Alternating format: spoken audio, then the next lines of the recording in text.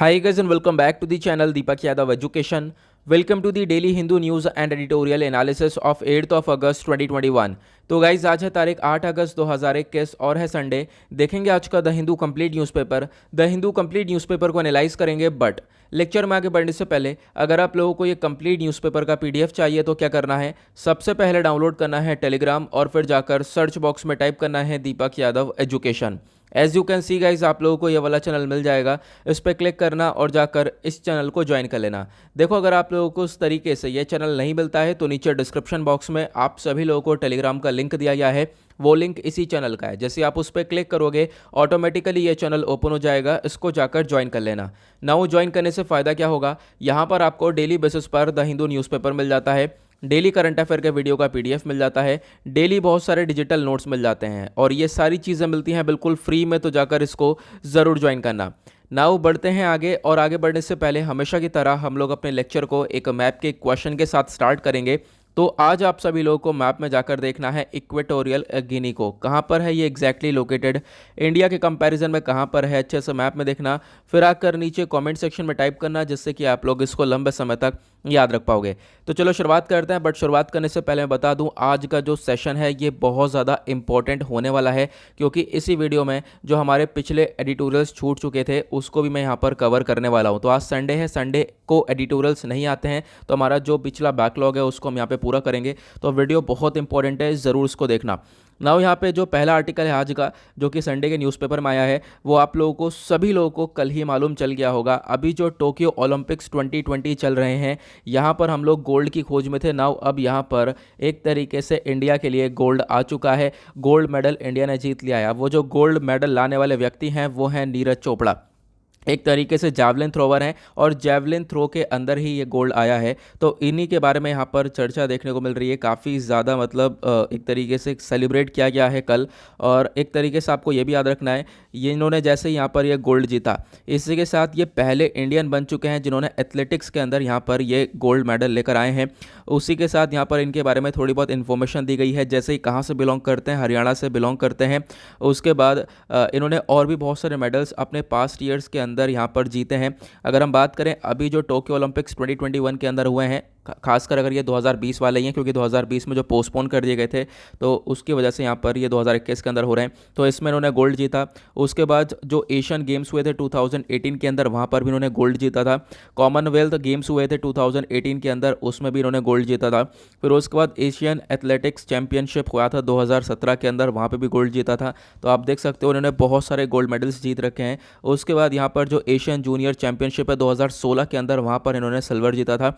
इनके अपने खुद के एक हाईएस्ट रिकॉर्ड बना रखे हैं। करंट जो नेशनल रिकॉर्ड होल्डर हैं 2021 के अंदर, एक तरीके से इनका जो पूरा का पूरा रिकॉर्ड है थ्रोवर के अंदर वो है 88.07 मीटर का, ठीक है। और उसके बाद जो वर्ल्ड जूनियर रिकॉर्ड होल्डर हैं, इनका यहाँ पर पूरा का पूरा टारगेट 86.48 मीटर का आपको ये देखने को मिल जाएगा। तो ये छोटी सी इन्फॉर्मेशन दे रखी है, लेकिन ये बहुत ज़्यादा इंपॉर्टेंट इन्फॉर्मेशन है। तो आज 8 अगस्त है, आज वैसे भी ओलंपिक्स ख़त्म हो जाने हैं, आज लास्ट डे है। तो अब यहाँ पर फिलहाल ज़्यादा कुछ देखने को मिलेगा नहीं। फिलहाल जो कल का दिन था ये बहुत ज़्यादा इंपॉर्टेंट था। हाँ, और कल एक और मेडल आया है, वो कौन है, वो है बजरंग पूनिया। तो इन्होंने भी यहाँ पर एक तरीके से एक मेडल जीता है, वो है ब्रॉन्ज मेडल, ठीक है। तो कल भारत को 2 मेडल मिले हैं, इसके बारे में आपको ध्यान रखना है, इंपॉर्टेंट इन्फॉर्मेशन है। नाउ बढ़ते हैं आगे, अब चलते हैं हम लोग अपने जो भी हमने पास्ट वाले एडिटोरियल्स छोड़े थे, पहले हम लोग उनको कवर करेंगे, ठीक है, कि क्या क्या हम लोगों ने छोड़ा था। बहुत कुछ आर्टिकल्स हैं डिस्कस करने के लिए, बहुत अच्छे अच्छे आर्टिकल्स हैं, डिटेल में हम लोग चर्चा करने वाले हैं। बढ़ते हैं आगे। ना सबसे पहले आपको मालूम होगा हमने कौन से तारीख के एडिटोरियल मिस करे थे, 2 तारीख के, ठीक है, 3 तारीख के और उसके बाद 7 तारीख के। अब यहाँ पर तीनों दिन के मैं कवर करने वाला हूँ, तो ध्यान से सुनना, क्योंकि हम लोग एडिटोरियल्स बिल्कुल भी स्किप नहीं कर सकते हैं। और आपको मालूम हो जो भी हमारे सेशन चलते हैं वहाँ पर मैं डिटेल में एडिटोरियल भी कवर करता हूँ, प्लस जितनी भी न्यूज़ हैं वो भी कवर करता हूँ। देखो अगर आप लोग सिर्फ एडिटोरियल पर डिपेंडेंट हो, सिर्फ एडिटोरियल कवर कर रहे हो तो भी काम नहीं चलेगा, या फिर सिर्फ आप लोग जितने भी स्पेसिफिक न्यूज़ एडिटोरियल के अलावा देखने को मिलेंगी पूरे न्यूज़पेपर के अंदर उनको कवर कर रहे हो तो भी काम नहीं चलेगा, आपको दोनों को लेकर चलना पड़ेगा। हाँ, इंपॉर्टेंस आप इसका ज़्यादातर देखने को मिलेगा, मेंस में इसका देखने को मिलेगा, बट फिर भी यहाँ पे क्या है ना, आप लोग एडिटोरियल और ये दोनों अगर आप लोग यहाँ पे दोनों अच्छे से कवर करके चलते हो तो प्रीलिम्स और मेंस दोनों की यहाँ पर तैयारी होती हुई चलती हुई नजर आएगी। ओके, नाउ यहाँ पे 2 तारीख के एडिटोरियल्स को हम लोग कवर करेंगे। तो सबसे पहले आपको कुछ आर्टिकल्स देखने को मिलेंगे जो कि बहुत इंपॉर्टेंट है। यहाँ पर इन्फ्लेशन को लेकर चर्चा हो रही है, इन्फ्लेशन क्या है, फ्यूल के प्राइसेस बढ़ रहे हैं वो क्यों बढ़ रहे हैं, उसके बाद यहाँ पर इन्फ्लेशन के कॉजेज़ क्या हैं, इंडिया के अंदर क्या क्या कॉजेज़ हैं, तो और उसके बाद एनपीएस क्या होते हैं। ये 3-4 कॉन्सेप्ट हैं इकोनॉमिक्स से रिलेटेड, इसके बारे में डिस्कशन होगा। देन उसके बाद यहाँ पे एक आर्टिकल आया था, ये मंडे में है, ओलंपिक्स को लेकर। अभी मैं आपको बताता हूँ क्या है इस आर्टिकल के अंदर। देन उसके बाद यहाँ पर एक आर्टिकल है पेगासस स्पाईवेयर को लेकर। ये जो पेगासस स्पाईवेयर है ये डेमोक्रेसी के लिए काफ़ी ज़्यादा खतरनाक है। इस टाइप के आर्टिकल अगर हम बात करें 2, 3 और 7 अगस्त के बीच में 2 बार आ चुके हैं, ठीक है, तो इसके बारे में चर्चा करेंगे। देन उसके बाद यहाँ पर एक आर्टिकल है जो कि कंप्लीटली डिफरेंट है और बहुत इंपॉर्टेंट है। यहाँ पे है बेनिफिट्स ऑफ ब्रेस्ट फीडिंग करके एक आर्टिकल दिया गया है, ठीक है। अब ये ब्रेस्ट फीडिंग क्या है, जो एक तरीके से माँ है अपने बच्चे को दूध पिला रही है, ठीक है। तो यहाँ पर ये जो ब्रेस्ट फीडिंग है ये बहुत ज़्यादा इंपॉर्टेंट होता है, ठीक है। तो यहाँ पर उसके बारे में चर्चा करेंगे हम लोग। अब ये एक तरीके से सेलिब्रेट कर रहा हूँ, सॉरी, ये एक तरीके से आर्टिकल न्यूज़ में क्यों था, ये न्यूज़ में इसलिए था क्योंकि अभी हाल ही में वर्ल्ड ब्रेस्ट फीडिंग वीक को मनाया गया है। अब ये जो वीक ऑब्जर्व किया गया ये कब से कब तक होता है इसके बारे में चर्चा होगी। ये आर्टिकल आपका जीएस पेपर 2 के पॉइंट ऑफ व्यू से इंपॉर्टेंट हो जाएगा। प्लस उसके बाद आप लोग जो इसके अंदर टॉपिक्स हैं वो कहाँ से रिलेट कर सकते हो, issues related to children, issues related to women से इसको रिलेट कर सकते हो। जो वेमेन ब्रेस्ट फीडिंग वीक है ना, इसको ऑब्जर्व किया गया है 1 अगस्त से लेकर 7 अगस्त तक, तो ध्यान रखना। और इस एक सप्ताह के अंदर एक तरीके से अवेयरनेस क्रिएट करी जाती है कि जो माँ का दूध है वो बच्चे के लिए एक संपूर्ण आहार है और एक तरीके से बच्चे के लिए पूरा का पूरा एक बहुत इंपॉर्टेंट चीज़ ये देखने को मिल जाएगी बच्चे की ग्रोथ के लिए, डेवलपमेंट के लिए। आगे मैं आप लोगों को बताऊंगा क्या क्या बेनिफिट्स हैं। तो यहाँ पर आप लोग देख पाओगे फोकस बेसिकली यही रहता है कि एक तरीके से ब्रेस्ट फीडिंग को प्रमोट किया जाए क्योंकि ये बहुत इंपॉर्टेंट है। ब्रेस्ट फीडिंग वीक का ऑब्जेक्टिव क्या है, ऑब्जेक्टिव मैंने आपको बताया, अवेयरनेस को क्रिएट करना पेरेंट्स के अंदर कि हाँ भाई ब्रेस्ट फीडिंग बहुत ज़्यादा ज़रूरी है बच्चे के लिए। उसके बाद एक अवेयरनेस क्रिएट करना सभी जगह पर। उसके बाद यहाँ पर आप लोग कह सकते हो कि इस ब्रेस्ट फीडिंग की इंपॉर्टेंस क्या है, तो इंपॉर्टेंस बहुत ज़्यादा है। अगर हम बात करें क्या ये बच्चे को ही फ़ायदा देगा, तो ऐसा नहीं है। देखो बच्चे को तो डेफिनेटली फ़ायदा मिलेगा, उसके साथ साथ माँ को भी इसके बहुत सारे फ़ायदे मिलते हैं, उसके बारे में बात करेंगे। देन उसके बाद यहाँ पर क्या है कि देखो मैं उसके बारे में यहाँ पर कुछ बेनिफिट्स और उसके बारे में बताया गया कि हाँ मॉम को क्या बेनिफिट मिलेगा और बेबी को क्या बेनिफिट मिलेगा। तो मैं आप लोगों को कुछ जो है पिक्चर्स के थ्रू क्लियर करता हूँ ताकि आप लोग चीज़ों को थोड़ा से अच्छे से क्लियर कर पाओ। और हाँ एक चीज़ और बता दूँ, अभी जितने भी नोट्स आपको दिखने वाले हैं तीनों एडिटोरियल्स के रिगार्डिंग, तीनों दिनों के एडिटोरियल्स के रिगार्डिंग, वो सब आपको इस चैनल पर भी मिल जाएंगे, प्लस जो है न्यूज़पेपर के PDF में भी प्रोवाइड करवा दिए गए हैं। तो Deepak Yadav education notes channel search कर लेना टेलीग्राम पर, नहीं तो आपको लिंक इसका नीचे डिस्क्रिप्शन बॉक्स में मिला है, तो वहाँ पर आपको सारे नोट्स पिक्चर्स जितनी भी चीज़ें हैं वो सब आपको मिल जाएंगी। तो यहाँ पर आप देख सकते हो वर्ल्ड ब्रेस्ट फीडिंग वीक को सेलिब्रेट किया जाता है, ऑब्जर्व किया जाता है 1 अगस्त से लेकर 7 अगस्त तक, ठीक है। हर साल यहाँ पर इसको सेलिब्रेट या ऑब्जर्व किया जाता है, आपको ध्यान रखना है। और यहाँ पर हम लोग का फोकस ये है कि हम लोग ब्रेस्ट फीडिंग को इंकरेज करें, प्लस जो यहाँ पर बहुत सारे बच्चों की डेथ हो जाती है इसको एक तरीके से रोका जा सके, बहुत सारी माँओं की डेथ हो जाती है इसको रोका जा सके, और एक तरीके से यहाँ पर ये काफ़ी बड़ा प्रोटेक्शन प्रोवाइड करवाने वाला है। अब यहाँ पर किस प्रकार से प्रोटेक्शन होगा, तो यहाँ पर आप लोग देख सकते हो कि ब्रेस्ट फीडिंग के बहुत सारे बेनिफिट्स होते हैं। अब बेनिफिट्स क्या होता है, देखो मॉम के लिए अलग बेनिफिट्स और बेबी के लिए अलग बेनिफिट्स हैं।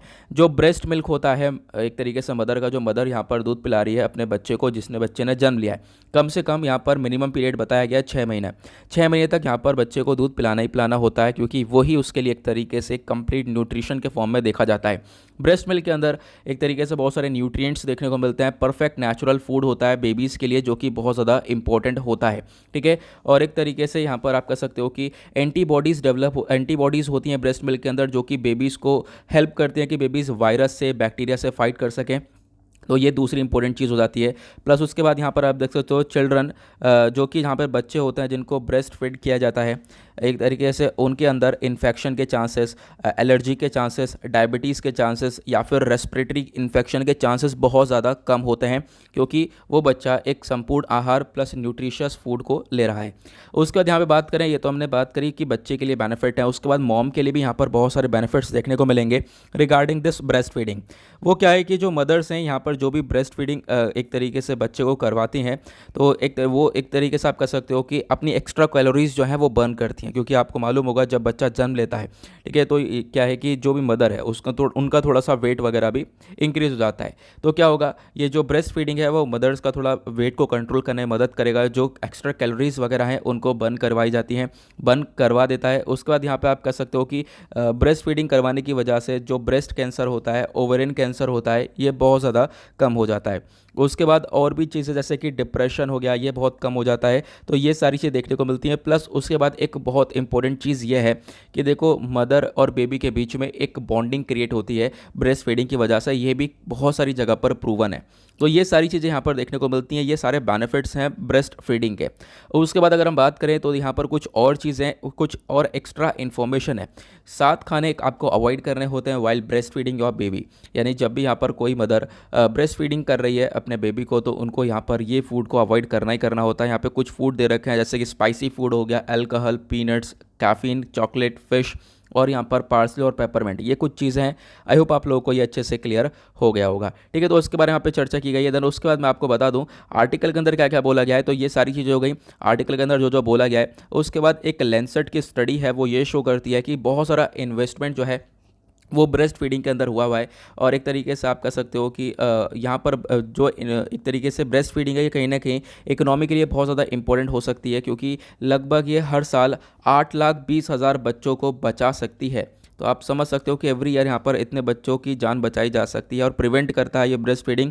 तो यहाँ पर ये बहुत इंपॉर्टेंट चीज़ हो जाती है सभी लोगों के लिए। देन उसके बाद यहाँ पर क्या है कि जो और भी पॉलिटिकल पार्टीज़ है, जैसे कि यहाँ पे नाम लिया गया है डीएमके के, द्रविड़ा मुनेत्रा कज़गम।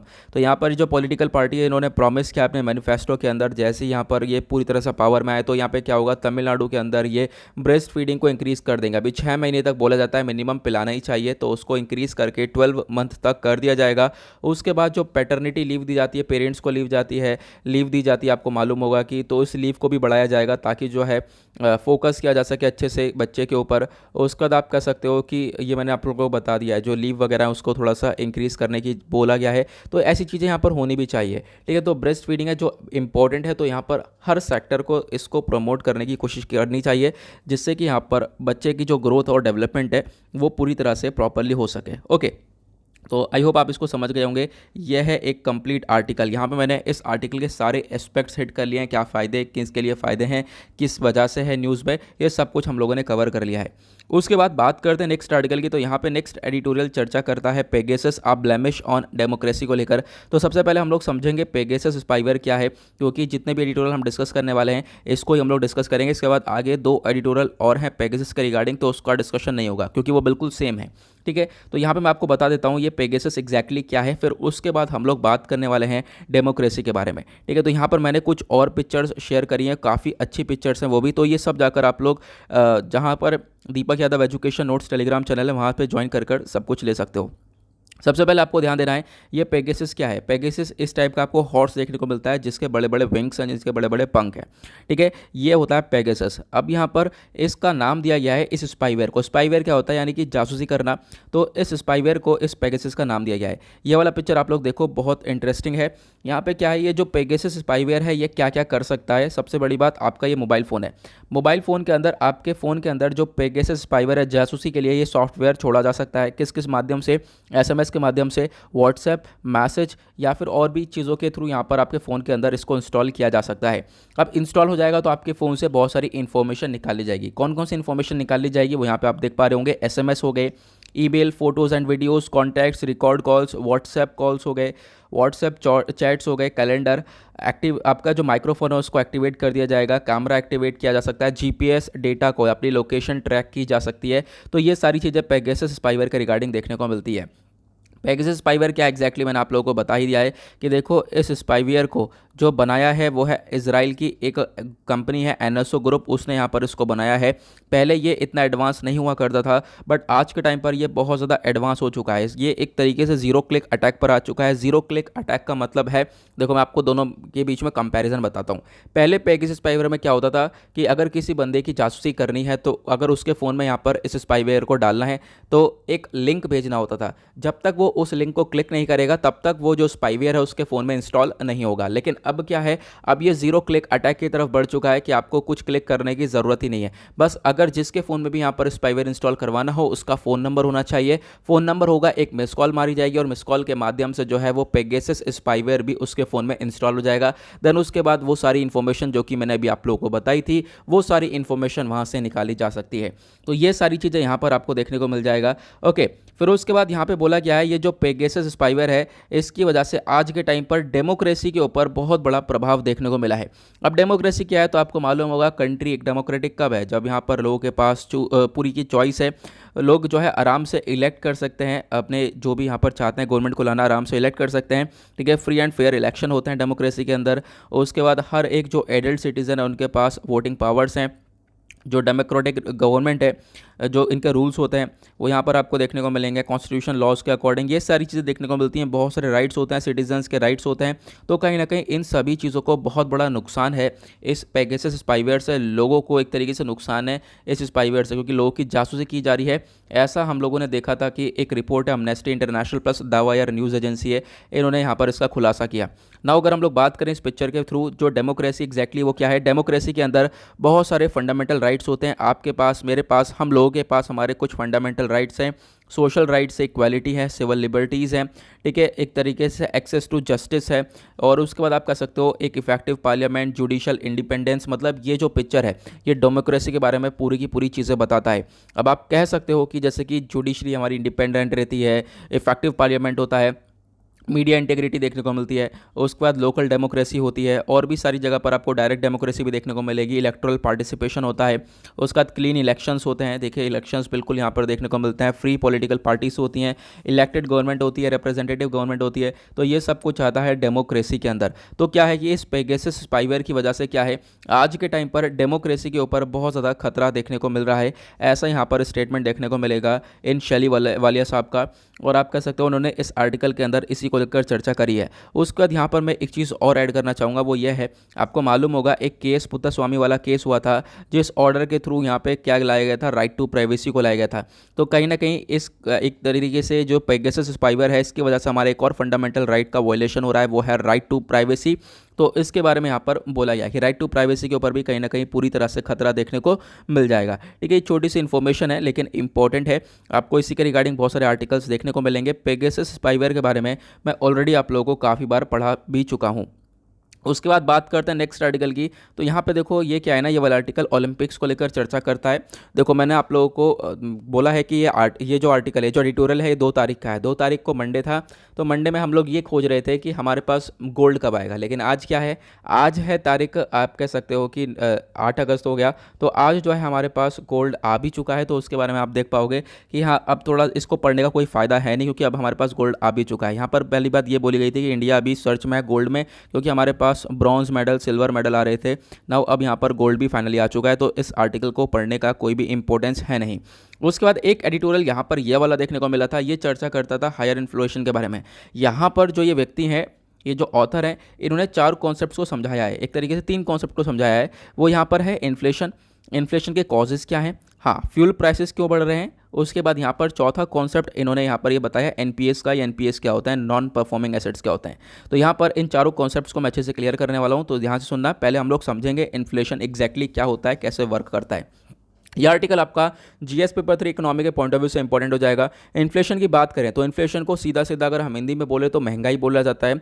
इन्फ्लेशन का मतलब है rise in the price of most goods and services. Simple मतलब महंगाई क्या है, सामान जो भी है गुड्स एंड सर्विसेज है उनके प्राइसेस बढ़ जाना, तो उसको यहाँ पे बोला गया है। और प्राइसेस जो है किन किन चीज़ों के ऊपर बढ़ जाना, जैसे कॉमन यूज़ के लिए सामान हो गया, food, clothing, housing, recreation, transport, consumer staple, ये सारी चीज़ें और भी वेरियस चीज़ें हो गई जिनके प्राइसेस जो है इंक्रीज हो जाने को हम लोग इन्फ्लेशन बोलते हैं।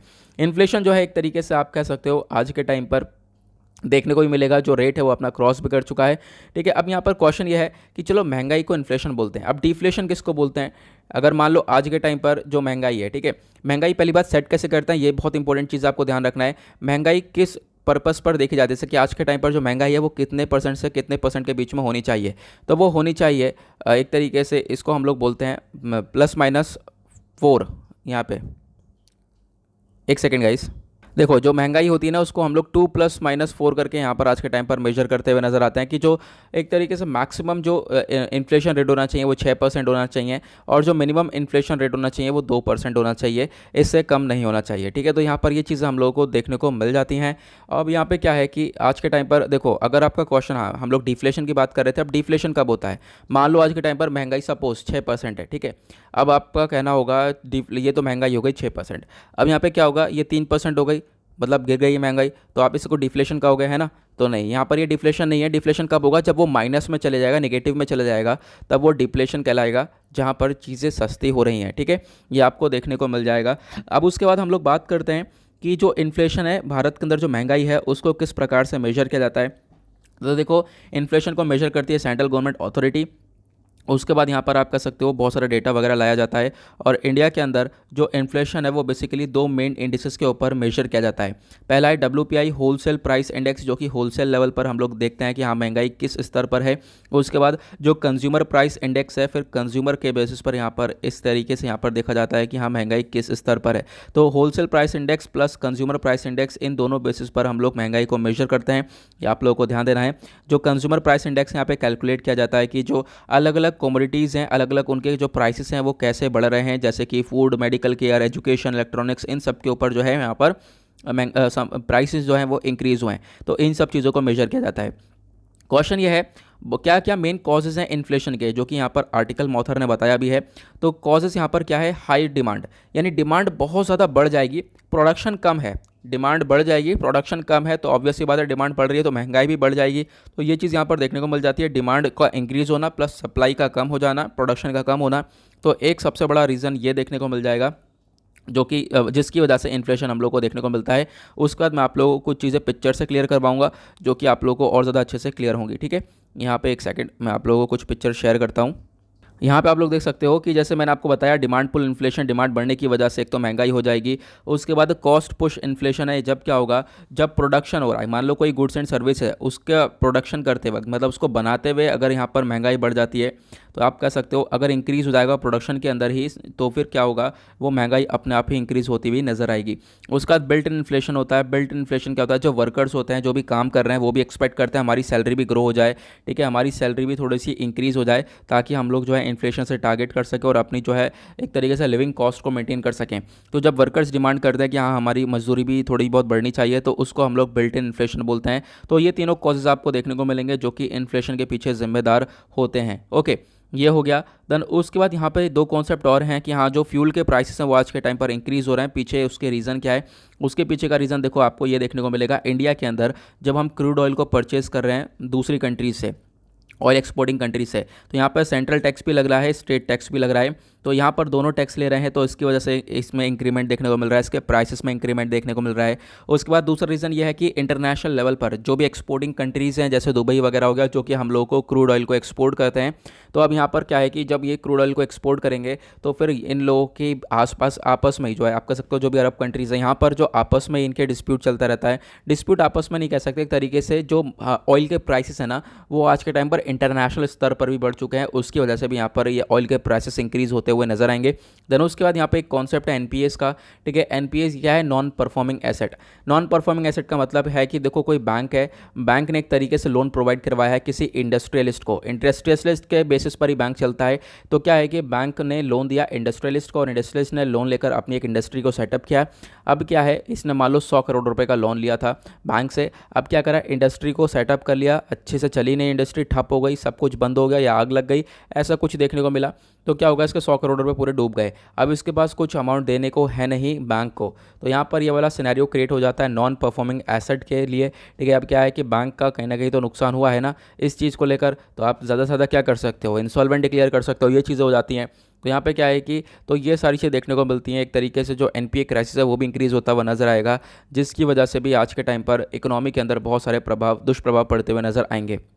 उसके बाद एक आर्टिकल आज का लास्ट एडिटोरियल था ये उस दिन का, तो वो लास्ट एडिटोरियल ये है। यहाँ पे मैं आपको डिटेल में डिस्कस कर चुका हूँ इसके बारे में, मैं आपको ऑलरेडी 3 बार बता चुका हूँ, ठीक है। अब यू ओबीसी को लेकर कि हाँ देखो, जो ऑल इंडिया कोटा मेडिकल है इसके अंदर एक तरीके से ओबीसी के लिए रिजर्वेशन लेकर आ चुके हैं। पहले क्या था, मेडिकल सेक्टर के अंदर ओबीसी के लिए रिजर्वेशन नहीं था ना, अब यहाँ पर ओबीसी सेक्शन के लिए भी रिजर्वेशन लेकर आ चुके हैं। इसके बारे में यहाँ पे चर्चा है, तो इसके बारे में ऑलरेडी मैं 2 बार डिस्कशन कर चुका हूँ और आप लोगों को मालूम होगा, मैं नोट्स भी प्रोवाइड करवा चुका हूँ, चाहे वो ये वाले नोट्स हो, और बिल्कुल सेम चीज़ आपको टेलीग्राम पर भी देखने को मिल जाएगी। तो ये सारी चीज़ आप लोग देख सकते हो। चलो मैं आपको बता देता हूँ थोड़ा थोड़ा इस आर्टिकल के अंदर क्या है। ये आर्टिकल आपका जीएस पेपर 2 के पॉइंट ऑफ व्यू से इंपॉर्टेंट हो जाएगा। हाल ही में जो हमारे हेल्थ मिनिस्टर हैं, इन्होंने अनाउंस किया है कि 27% रिजर्वेशन दिया जाएगा ओबीसी यानी अदर बैकवर्ड वाले क्लासेस को, और 10% रिजर्वेशन दिया जाएगा, कोटा दिया जाएगा इकोनॉमिकली वीकर सेक्शन को। अब यहाँ पर ओबीसी और ईडब्ल्यूएस को ये कोटा कहाँ पर दिया जा रहा है, रिजर्वेशन दिया जा रहा है, वो है एक तरीके से जो मेडिकल डेंटल कोर्सेज होते हैं, ठीक है, उसके अंदर यहाँ पे दिया जा रहा है। अब आपका होगा मेडिकल और डेंटल कोर्सेज के अंदर पहले कोटा नहीं था, तो बिल्कुल नहीं, पहले नहीं था। अब यहाँ पर हम लोग बात करते हैं, ये जो कोटा दिया जा रहा है ये सब ऑल इंडिया स्कीम के अंडर में दिया जा रहा है। तो ऑल इंडिया स्कीम क्या है, तो ऑल इंडिया कोटा स्कीम को इंट्रोड्यूस किया गया था 1986 के अंदर में under the directions of supreme court, और उसके बेसिस पर आप कह सकते हो कि शुरुआत में तो देखो कोई रिजर्वेशन ऐसा देखने को मिला नहीं था। शुरुआत में किस बेसिस पर चलते थे कि 15% जो है अंडर ग्रेजुएट के लिए सीट्स को रखा गया है और 50% पोस्ट ग्रेजुएट के लिए सीट्स को रखा गया है, ऐसा यहाँ पर देखने को मिलता था। लेकिन क्या है कि मान लो कोई स्टेट वाला है, कोई अलग से स्टेट को, मतलब बहुत सारी स्टेट्स है ना, तो कोई एक स्टेट का जो बंदा है, एक तरीके से कोई एक स्टेट का स्टूडेंट है, वो दूसरे स्टेट में जाकर पढ़ना चाहता है, तो उसके लिए यहाँ पर ये पहले रिजर्वेशन रखा गया था। तो प्रॉपरली रिजर्वेशन पहले भी नहीं था। तो प्रॉपरली रिजर्वेशन कब लाया गया, जनवरी 2007 के अंदर एक केस हुआ था। वहाँ पर एक तरीके से शेड्यूल्ड कास्ट और शेड्यूल्ड ट्राइब्स के लिए रिजर्वेशन को अनाउंस किया कि शेड्यूल्ड कास्ट को 15% का रिजर्वेशन मिलेगा, और एक तरीके से जो शेड्यूल एक तरीके से ट्राइब्स आपको देखने को मिल जाएंगे, उनको 7.5% का रिजर्वेशन मिलेगा। लेकिन अभी भी आप कह सकते हो जो ओबीसी है, इनके ऊपर पूरा तरीके से फोकस नहीं किया गया था। ओबीसी को यहाँ पर आप कह सकते हो कि पूरी तरह से फोकस किस बेसिस पर नहीं किया गया, जो स्कीम है ना वो इम्प्लीमेंट हो रही थी सिर्फ और सिर्फ सेंट्रल एजुकेशन इंस्टीट्यूशन के ऊपर। यानी ओबीसी के लिए जो 27% रिजर्वेशन उस समय लाया गया था, वो सिर्फ और सिर्फ जो सेंट्रल एजुकेशन इंस्टीट्यूशन थे उनके ऊपर ही इम्प्लीमेंट किया गया था। लेकिन आज के टाइम पर इसको एक्सटेंड करने की बात कर दी है, अब यहाँ पर इसको बढ़ा दिया है। अब यहाँ पर क्या होगा कि अब जितने भी 2020-21 के अंदर जितने भी कोर्सेज होंगे, वहाँ पर आपको 27% रिजर्वेशन ओबीसी की कैटेगरी अंदर देखने को मिलेगा, प्लस उसके बाद 10% reservation economically weaker section categories के लिए देखने को मिलेगा। तो ये था आर्टिकल, आई होप आप इसको भी क्लियर कर लिए होंगे। आगे बढ़ते हैं नेक्स्ट आर्टिकल की तरफ, और क्या है हमारे लिए इंपॉर्टेंट, चलते हैं। देखो अब क्या है कि हमने 2 तारीख वाले 2 अगस्त के सारे एडिटोरियल्स को कवर कर लिया है। अब उसके बाद 3 अगस्त वाले एडिटोरियल्स को हम लोग कवर करेंगे। तो 3 अगस्त को क्या क्या एडिटोरियल्स हैं पहले तो हम लोग देख लेते हैं। यहाँ पर क्या है कि देखो ये पूरा का पूरा कोविड को लेकर चर्चा कर रहा है कि यहाँ सर्वे वगैरह के लिए, उसके बाद ये भी कोविड को लेकर चर्चा कर रहा है। तो ये आर्टिकल हमारे लिए दोनों के दोनों इंपॉर्टेंट बिल्कुल भी नहीं है। हाँ, ये आर्टिकल इंपॉर्टेंट है, इसके ऊपर चर्चा करेंगे। तो यहाँ पर एक तरीके से जो पीरियोडिक लेबर फोर्स सर्वे है, इसका डेटा आया है साल 2019-20 का, तो इसके बारे में चर्चा होगी। मैं एक एक चीज़ क्लियर करने वाला हूँ। ये पूरा का पूरा मैंने पीडीएफ डाउनलोड करा था इस सर्वे का, और इसके रिगार्डिंग जितनी भी इंपॉर्टेंट इन्फॉर्मेशन है वो डिस्कस करेंगे हम लोग। उसके बाद यहाँ पे कुछ आर्टिकल आपको ये देखने को मिलेंगे, जैसे कि इंडियन डेमोक्रेसी के ऊपर आज के टाइम पर खतरा है, किस चीज़ को लेकर, पेगासस स्पाईवेयर को लेकर, जो कि हमने अभी आर्टिकल डिस्कस किया है, बिल्कुल सेम वही चीज़ है। फिर उसके बाद यहाँ पे एक आर्टिकल आपको देखने को मिलेगा, ये कुछ खास इंपॉर्टेंट नहीं है, बस छोटी छोटी मतलब जानकारी है, उसके बारे में हम लोग जानेंगे। वेलफेयर इश्यूज़ को क्रिमिनलाइज करने के बारे में चर्चा हो रही है। उसके बाद एक आर्टिकल ये देखने को मिलेगा, कोविड के बाद जो एजुकेशन है वो काफ़ी ज़्यादा एक तरीके से डिजिटलाइज हुआ है, और उसके अंदर एक तरीके से जो टीचर्स वगैरह उनको काफ़ी ज़्यादा दिक्कत हुई है। तो हम लोग को ज़्यादा क्रिएटर्स की ज़रूरत है, एजुकेटर्स को अपग्रेड करने की ज़रूरत है, ऐसा यहाँ पर आर्टिकल के अंदर बताया गया है। ओके, आओ शुरुआत करते हैं इस आर्टिकल से। तो यहाँ पर ये 3 तारीख का पहला एडिटोरियल जो ये बोलता है, a disconcerting picture behind the headline numbers. अब देखो क्या है, अभी हुआ क्या है ना, पीरियोडिक लेबर फोर्स सर्वे का डेटा लाया गया है, और एक डेटा जो रिलीज़ हुआ है वो है साल 2019-20 का डेटा। अब मैं आपको बताता हूँ एग्जैक्टली क्या क्या डेटा के अंदर बताया गया है। तो 2019-20 का ये जो आप सर्वे देख रहे हो ये वही वाला है। ये जीएस पेपर 3 के पॉइंट ऑफ व्यू से आपका आर्टिकल इंपॉर्टेंट हो जाएगा। टॉपिक्स है एम्प्लॉयमेंट और government policies and interventions, and और भी बहुत सारे टॉपिक्स हैं जहाँ से आप इसको रिलेट कर सकते हो। न्यूज़ में क्यों है? क्योंकि रिसेंटली जो नेशनल स्टैटिस्टिकल ऑफिस है उसने यहाँ पर थर्ड एनुअल रिपोर्ट रिलीज़ कर दी है पीरियोडिक लेबर फोर्स की, और इसको कनेक्ट किया गया है। इसका जो अंदर जो डेटा है वो जुलाई 2019 से लेकर जून 2020 तक का डेटा बताया गया है। और 2019 और 20 का जी हमने जो डेटा है इसके अंदर वो बोला जा रहा है काफ़ी हद तक इंप्रूवमेंट हुआ है इस साल के अंदर, अगर इसे कंपेयर करें हम लोग पिछले कुछ सालों से, लगभग 2017-18 या 2018-19 से। अब यहाँ पे कुछ की पॉइंट्स क्या हैं? सबसे पहली चीज़ यहाँ पर कंपेयर किया गया है अनएम्प्लॉयमेंट रेट को। अभी यहाँ पर इस चीज़ के ऊपर फोकस मत करो, अभी मैं आपको बताता हूँ कहाँ पे फोकस करना है एग्जैक्टली। हाँ, इस वाले डेटा के ऊपर फोकस करो, ये भी आपका उसी सर्वे का डेटा है। यहाँ पे बोला ये जा रहा है कि मैंने जैसा बताया साल 2019-20 का ये डेटा है, ठीक है। उसके बाद ये साल 2018-19 का डेटा है, ये साल 2017-18 का डेटा है। और ये जो नीचे देख रहे हो ना, ये जो ब्लू कलर वाला है ये है अनएम्प्लॉयमेंट रेट, ठीक है, यानी कि बेरोज़गारी का जो रेट है वो कैसा रहा है। उसके बाद यहाँ पर दूसरा वर्कर का पॉपुलेशन रेट, उसके बाद यहाँ पर तीसरा है लेबर फोर्स पार्टिसिपेशन रेट, यानी कि जो लेबर है उसका कितना पार्टिसिपेशन हुआ है उसके बारे में यहाँ पे बताया गया है। तो अब आप लोग यहाँ पर देख पाओगे कि एग्जैक्टली क्या हुआ है कि 2017-18 के अंदर क्या है कि जो अनएम्प्लॉयमेंट रेट है यानी कि जो बेरोज़गारी है वो 6.1% के आसपास देखने को मिलेगी। वहीं आप देखोगे 2018-19 के अंदर, सॉरी, बेरोज़गारी ख़त्म होना, अनएम्प्लॉयमेंट रेट यहाँ पे बताया गया है एक तरीके से कि सॉरी, हाँ, अनएम्प्लॉयमेंट रेट, मैं सॉरी एम्प्लॉयमेंट पढ़ रहा हूँ। तो जो बेरोज़गारी एक तरीके से बेरोज़गारी आप देख पाओगे 2017-18 के अंदर 6.1% के आसपास थी। उसके बाद 2018-19 के अंदर जो ये बेरोज़गारी थी वो कम हुई है, आप लोग देख पाओगे 5.8% तक हुई है। उसके बाद यहाँ पे बोला है 2019-20 के अंदर जो अभी डेटा आया है पिछले साल का वो 4.8% यहाँ पर अनएम्प्लॉयमेंट रेट देखने को मिला है, कि मतलब जो बेरोज़गारी है वो काफ़ी हद तक कम हुई है, ऐसा यहाँ पर इस डेटा ने बताया। देखो ये कौन से साल का है? 2019-20 का है। अब 2020 के अंदर कोरोना आया, कोरोना के बाद वापस से चीज़ें पलट चुकी हैं, वो मालूम है सभी लोगों को। अभी उसका डेटा नहीं है, अभी सिर्फ और सिर्फ 2019-20 का डेटा है। उसके बाद अगर हम लोग बात करें दूसरा, जो आप देख पा रहे हो जो वर्कर पॉपुलेशन रेट है वो भी थोड़ा सा इंक्रीज होता हुआ आपको नजर आएगा, मतलब इसके अंदर भी इंप्रूवमेंट है। वर्कर पॉपुलेशन रेट 2017-18 के अंदर 34.7% का हुआ करता था, 2018-19 के अंदर ये 35 हुआ है, और 2019-20 के अंदर ये 38 हुआ है। उसी हिसाब से जो लेबर फोर्स पार्टिसिपेशन रेट है कि हाँ भाई लेबर ने पार्टिसिपेट किया है, अब वो भी आप देख पाओगे वो भी इंक्रीज हुआ है। 2017-18 के अंदर 36% है, 18-19 के अंदर 37 है, और 19-20 के अंदर जो है 40% आपको देखने को मिल जाएगा। मतलब 2019-20 के अंदर ओवरऑल सिनेरियो बात करें तो जो लेबर इंडिकेटर्स हैं वो काफ़ी हद तक इंप्रूव होते हुए नजर आए हैं, ऐसा यहाँ पर आपको डेटा में देखने को मिलेगा। ये हम लोगों ने सब कुछ डिस्कस कर लिया है, working population rate, labour force participation rate, ये उसी के बारे में सब कुछ बताया जा रहा है। अब ये जो periodic labour force survey exactly क्या होता है इसके बारे में चर्चा कर लेते हैं, क्योंकि यहाँ पर क्वेश्चन जो है प्रीलिम्स में बन जाता है। तो इंडिया का ये पहला कंप्यूटर बेस्ड सर्वे है जिसको लॉन्च किया था एनएसओ ने 2017 के अंदर, यानी नेशनल स्टैटिस्टिकल ऑफिस ने, ठीक है। ये पेगासस स्पाई वाला ग्रुप नहीं है, ये नेशनल स्टैटिस्टिकल ऑफिस है। तो 2017 में इन्होंने इसको बनाया। उसके बाद आप कह सकते हो इसको बनाया गया था एक कमेटी के रिकमेंडेशन पर, उस कमेटी को हेड किया था अमिताभ कुंदू साहब ने।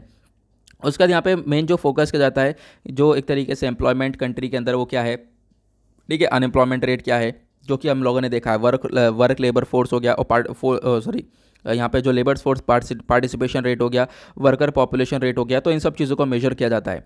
अब ये जो पीरियोडिक लेबर फोर्स सर्वे है ना, इससे पहले क्या हुआ करता था, इससे पहले NSSO हुआ करता था। अभी यहाँ पर ये पीरियोडिक लेबर फोर्स सर्वे होता है, लेकिन इससे पहले NSSO यानी कि नेशनल सैंपल सर्वे ऑफिस हुआ करता था, हर 5 साल में कनेक्ट करवाया जाता था। तो इसके बारे में आपको ध्यान रखना है। इसके मेन ऑब्जेक्टिव्स क्या है? मेन ऑब्जेक्टिव यही है कि आप लोगों को इंडिकेटर्स पता चल सके साल भर में किसके अंदर इंक्रीमेंट देखने को मिला है, किसके अंदर डिक्रीमेंट देखने को मिला है, क्या इंप्रूवमेंट हुआ है regarding the working population rate, labour force participation rate और अनएम्प्लॉयमेंट रेट के रिगार्डिंग हम लोग को ये सारी चीज़ें पता चलती हुई रहें। ये इस चीज़ का मेन फोकस है।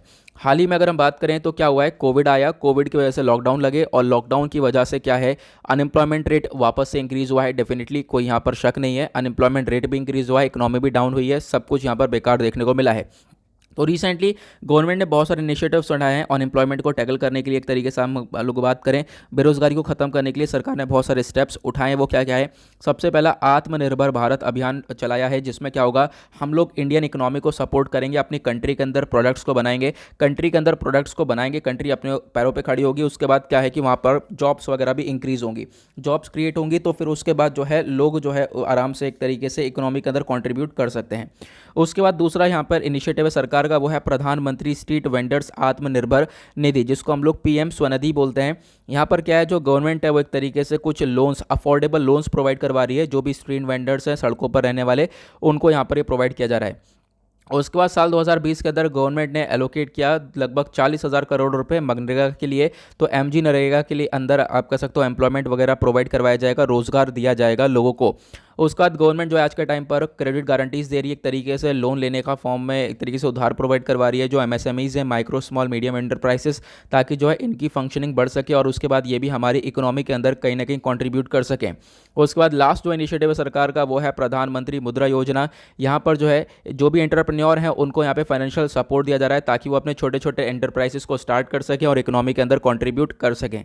तो आई होप आप इसको समझ गए होंगे क्या सिनेरियो। ये हमने पूरा का पूरा पीरियोडिक लेबर फोर्स सर्वे के बारे में चर्चा करी, लॉकडाउन का इम्पैक्ट पड़ा है, उसके बाद यहाँ पर क्या अब के टाइम पर गवर्नमेंट इनिशिएटिव्स उठा रही है उसके बारे में हमने चर्चा कर ली है। आई होप आप लोगों को ये क्लियर हो गया होगा। और उसके बाद ये वाला जो आर्टिकल है ये बिल्कुल सेम है जैसे हमने अभी डिस्कस किया है कि पेगासस स्पाईवेयर की वजह से जो डेमोक्रेसी है उसके ऊपर बहुत ज़्यादा नुकसान हुआ है।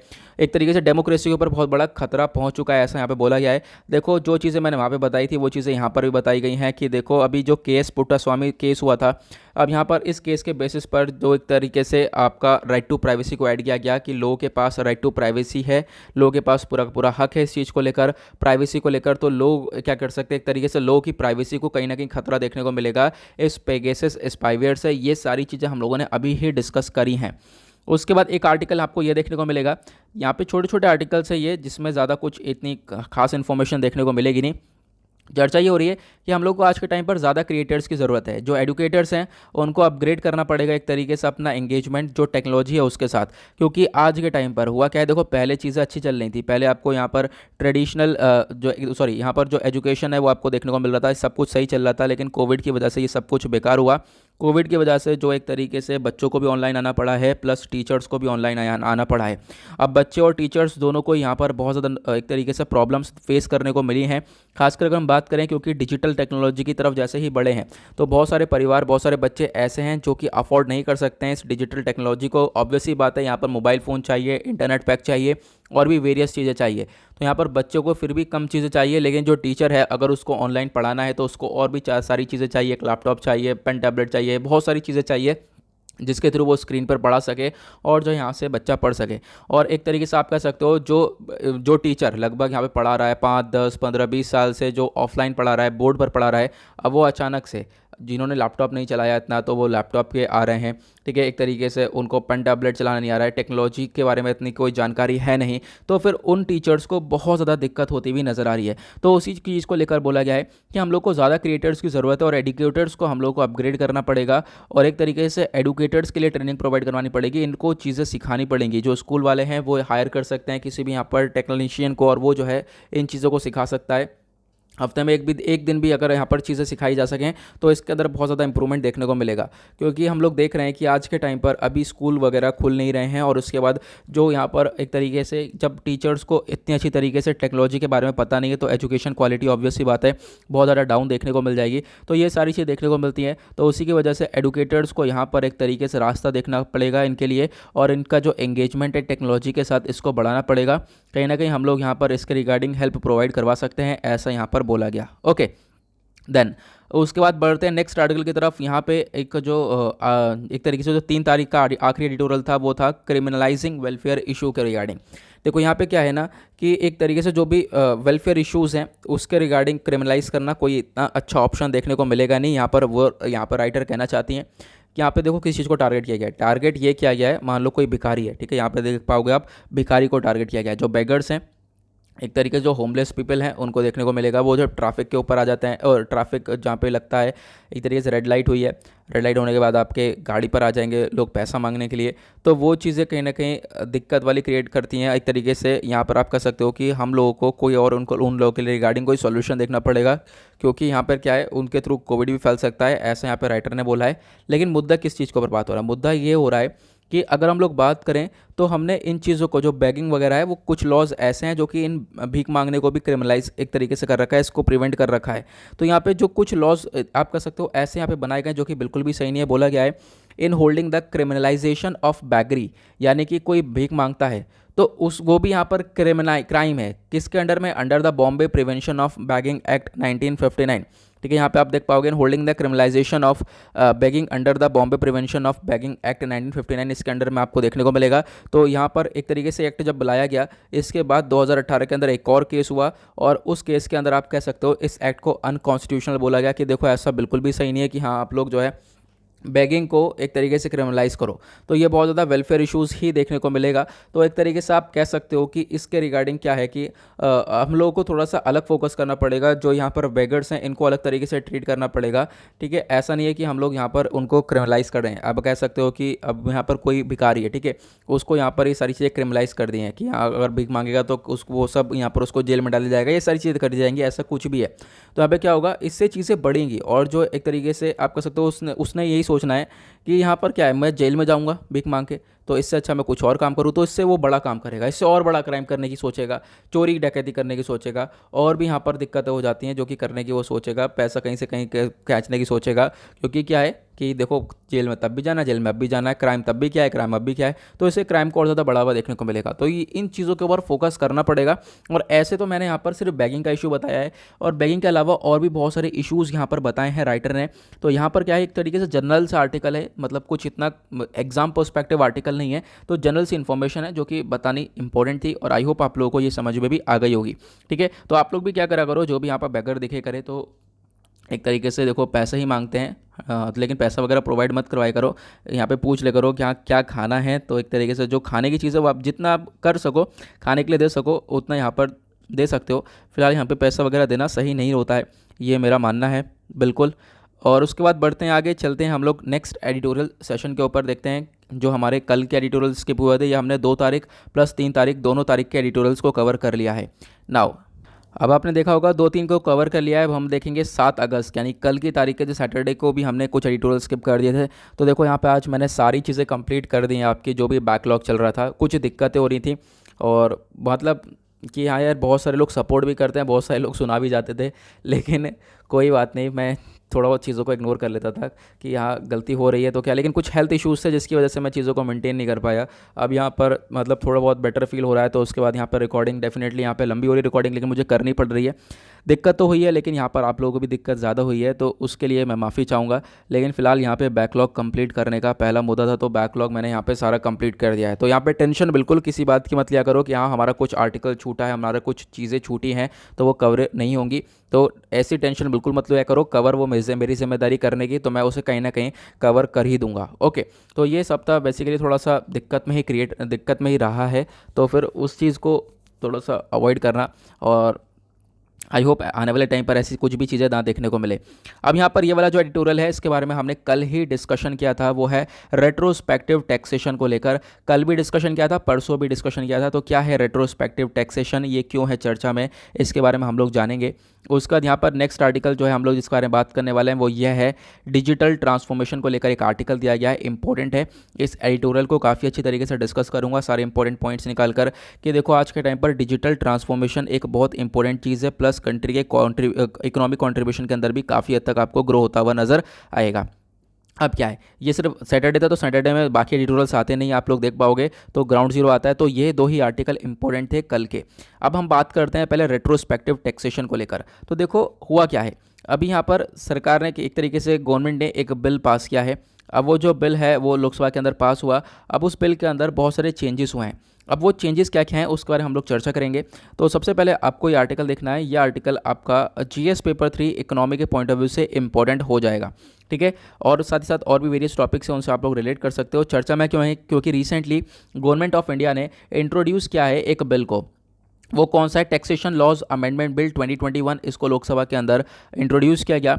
और एक तरीके से इस बिल के अंदर बहुत कुछ चेंज किया गया है। जैसे 2012 के अंदर रेट्रोस्पेक्टिव टैक्सेशन का कॉन्सेप्ट लाया गया था, तो उस टैक्स को एक तरीके से बदलाव किया गया उसके अंदर। वो क्या क्या है इसको हम लोग समझेंगे। पहले आप लोगों को चीज़ें थोड़ा सा पास्ट की समझनी पड़ेंगी, हिस्ट्री की समझनी पड़ेंगी। वो क्या है कि देखो वोडाफोन कंपनी है, वोडाफोन कंपनी के रिगार्डिंग अगर मैं आपको बताऊं तो पहले आपको समझना है रेट्रोस्पेक्टिव टैक्सेशन क्या है। देखो रेट्रोस्पेक्टिव टैक्सेशन आया कब, साल 2012 के अंदर, ठीक है। अब हम लोग समझते हैं कि हम लोग साल 2012 में है, ठीक है। हम लोग ये समझते हैं, सपोज करते हैं कि साल 2012 चल रहा है। इससे पहले मान लो वोडाफोन कंपनी आ गई साल 2007 के अंदर, ठीक है, हम लोग ये समझ लेते हैं। उसके बाद यहाँ पे अगर फ्यूचर है, इसको हम लोग फ्यूचर की बात करेंगे, जो भी चीज़ें होंगी। अब क्या है, साल 2007 में वोडाफोन कंपनी आ चुकी थी। आगे बढ़ते बढ़ते जो भी है, इन्होंने साल बिताए, इतने काम किया अपना। तो 2012 के अंदर सरकार ने क्या करा, कांग्रेस की सरकार ने रेट्रोस्पेक्टिव टैक्सेशन का कॉन्सेप्ट लिया है। रेट्रोस्पेक्टिव टैक्सेशन का मतलब क्या है, आप लोग यहाँ पर समझोगे आगे। लेकिन यहाँ पे क्या है कि अब यहाँ पर क्या होगा, कंपनीज को टैक्स देना होगा। इन कंपनीज को बता दिया कि भाई अब टैक्स भरना है आप सभी लोगों को। कंपनी बोली बिल्कुल ठीक है, चलो 2012 का हम लोग टैक्स भर देंगे। 2012 के बाद आने वाले टाइम का जितना भी टैक्स होगा वो हम भरते हुए चलेंगे। लेकिन यहाँ पर क्या है, रेट्रोस्पेक्टिव टैक्सेशन का मतलब ही ये नहीं है।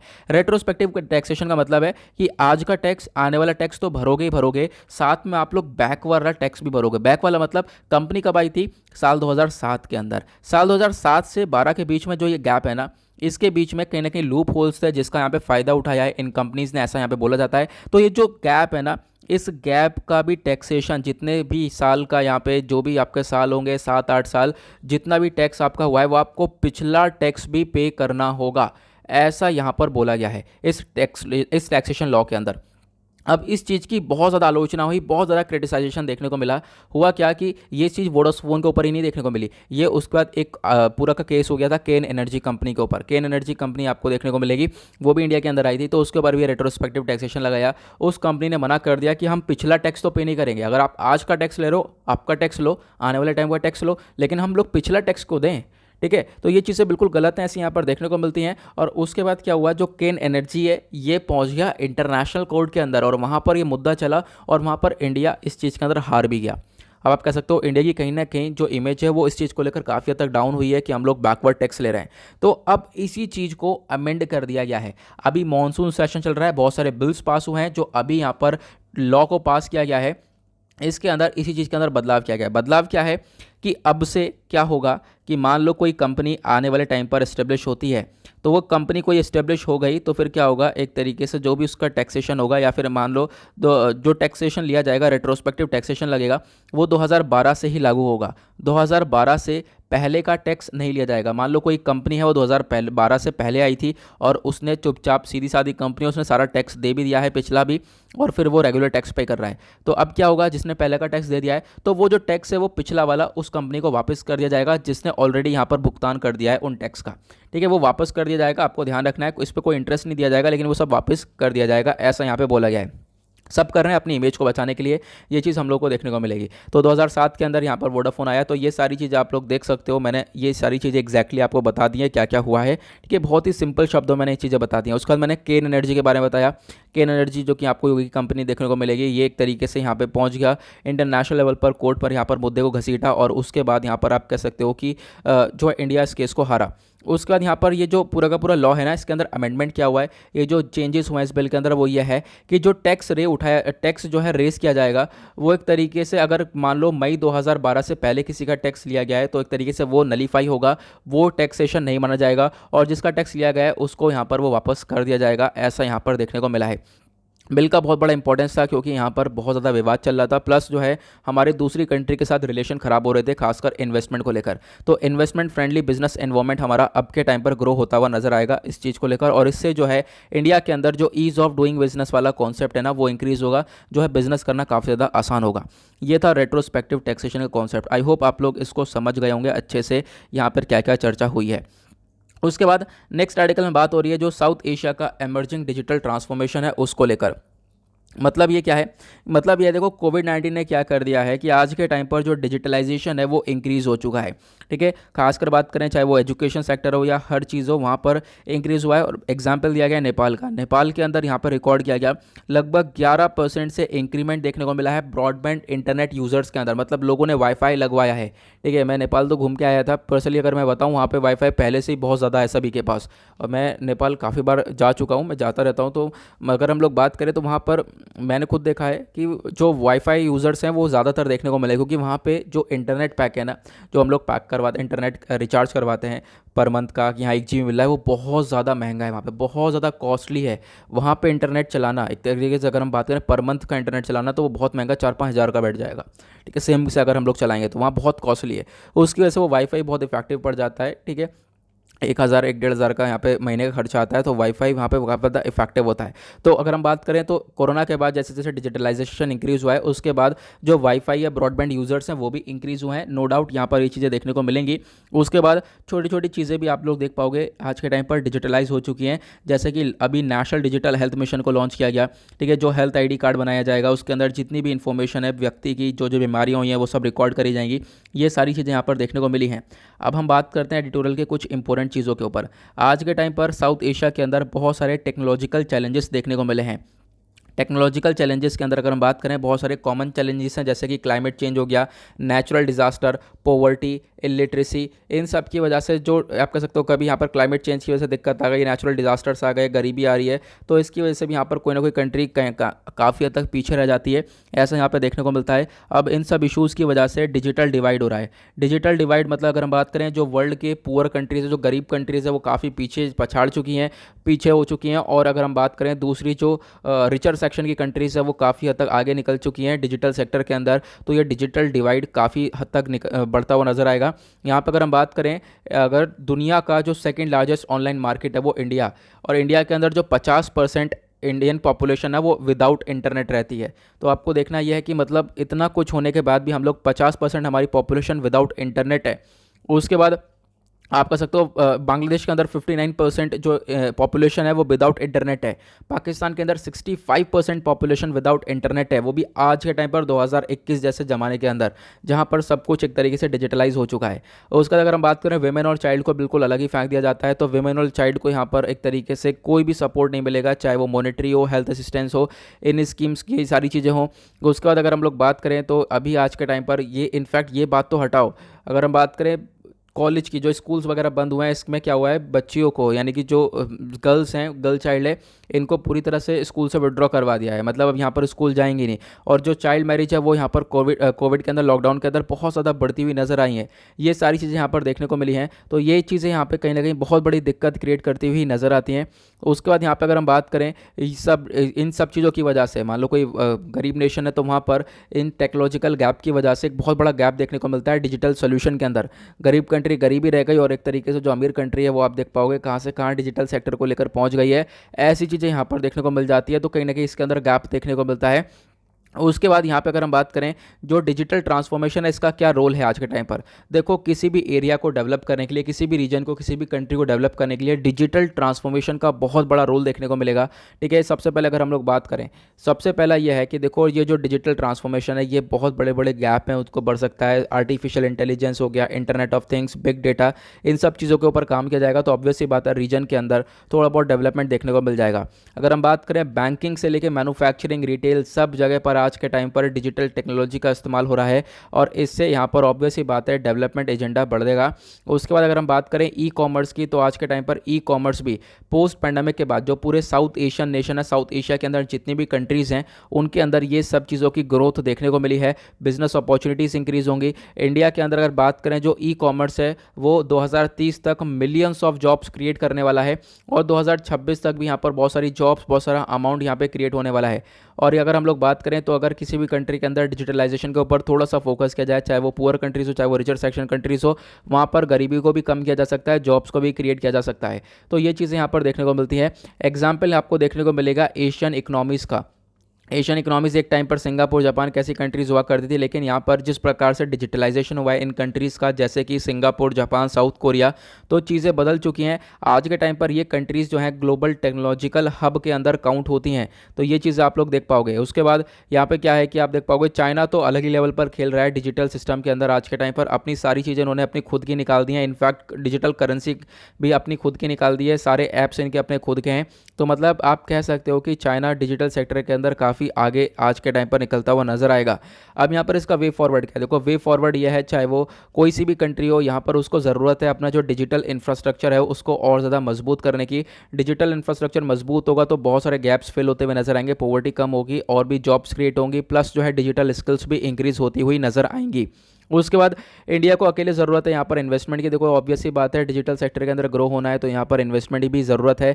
इन्वेस्टमेंट आप पब्लिक प्राइवेट पार्टनरशिप के साथ कर सकते हो, यानी कि पब्लिक कंपनीज हो गई, जो प्राइवेट कंपनीज हो गई, प्राइवेट और गवर्नमेंट दोनों मिलकर काम कर सकते हैं, इन्वेस्टमेंट कर कर जो है यहाँ पर टेक्नोलॉजी को सपोर्ट कर सकते हैं और एक तरीके से डिजिटली ट्रांसफॉर्म कर सकते हैं किसी भी कंट्री को। उसके बाद क्या यहाँ से ग्रोथ वगैरह बहुत सारी चीज़ देखने को मिल जाएंगी। और उसके बाद यहाँ पे बोला गया है यूनिवर्सल डिजिटल लिटरेसी को लेकर। देखो यहाँ पर कोई भी डिजिटल रिवॉल्यूशन आपको देखने को नहीं मिलेगा जब तक एक तरीके से यूनिवर्सल डिजिटल लिटरेसी नहीं होगी। आपको एजुकेशन प्रोवाइड करवानी पड़ेगी इन सब चीज़ों के रिगार्डिंग, जो गवर्नमेंट हो गया, बिजनेस हो गया, यहाँ पर आप सबको मिलकर जो एजुकेशन सिस्टम है उसको वापस से मजबूत करना होगा, रिवैम्प करना होगा, ताकि जो डिजिटल स्किल्स हैं, ऑनलाइन प्लेटफॉर्म्स हैं, इनकी ज़्यादा मांग हो। तभी ऑब्वियस ही बात है, जब एजुकेशन सिस्टम होगा, जब यहाँ पर चीज़ों को लोगों के बारे में पता होगा, तभी यहाँ पर उस चीज़ की डिमांड हो सकेगी। उसके बाद यहाँ पे क्या होगा, साइबर सिक्योरिटी की ज़रूरत है। ऑब्वियस ही बात है, जिस प्रकार से टेक्नोलॉजी की तरफ कोई भी कंट्री बढ़ती है, यहाँ पर साइबर अटैक का खतरा भी बढ़ता है। तो ज़रूरत है कि वहाँ पर साइबर सिक्योरिटी को भी रखा जाए, जो पर्सनल इंफॉर्मेशन है लोगों की उसको प्रोटेक्शन दी जा सके। तो ये है कंप्लीट आर्टिकल और ये है कंप्लीट एडिटोरियल। जितने भी नोट्स मैंने आप सभी लोगों को अभी दिखाए हैं, वो सारे नोट्स आपको टेलीग्राम के नोट्स वाले चैनल पर मिल जाएंगे, तो उसको जाकर ज़रूर देख लेना। ओके, नाउ इसी के साथ करते हैं लेक्चर को समाप्त। सारा बैकलॉग हमारा पूरा हो चुका है और कल है मंडे, कल से वापस हम लोग फॉर्म में आने वाले हैं। कल से वापस से जो हमारा रेगुलर है उसी टाइप से चलने वाला है। मैं कोशिश ये करूँगा कि हमारा कोई भी आर्टिकल मतलब किसी दिन छूटे ना, प्लस और भी ज़्यादा हम लोग इफेक्टिव वे में कवर करने वाले हैं। ठीक है, नाउ इसके साथ करते हैं लेक्चर को समाप्त। मिलते हैं आप लोगों से नेक्स्ट वीडियो में। आज के लिए bye bye, have a nice day, thank you and जय हिंद।